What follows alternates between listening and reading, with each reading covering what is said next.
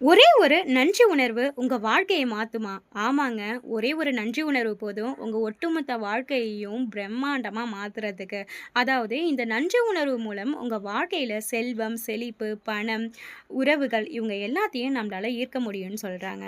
இந்த நன்றி உணர்வை எப்படி பயன்படுத்துறதுன்னு பார்ப்போம். அதாவது நீங்க எந்த ரிலிஜனா இருந்தாலும் சரி, எந்த மதத்தை சார்ந்தவங்களா இருந்தாலும் சரி, எந்த கொள்கையை பின்பற்றுவங்களா இருந்தாலும் சரி, இந்த நன்றி உணர்வை நீங்க பயன்படுத்துற மூலியமா உங்க வாழ்க்கையில வெற்றி அடையலாம்.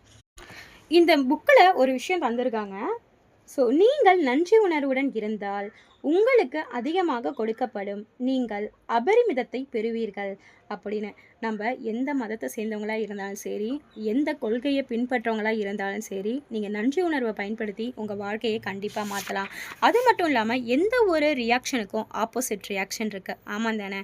எந்த ஒரு வினைக்கும் அதற்கு நேர் எதிரான ஒரு வினை வந்து இருக்கும். நீங்க எந்த அளவுக்கு ஒரு விஷயத்த நன்றி உணர்வுடன் இருக்கீங்களோ, அந்த அளவுக்கு அந்த பொருள் உங்களுக்கு அதிக லெவல்ல கிடைக்கும்னு சொல்றாங்க.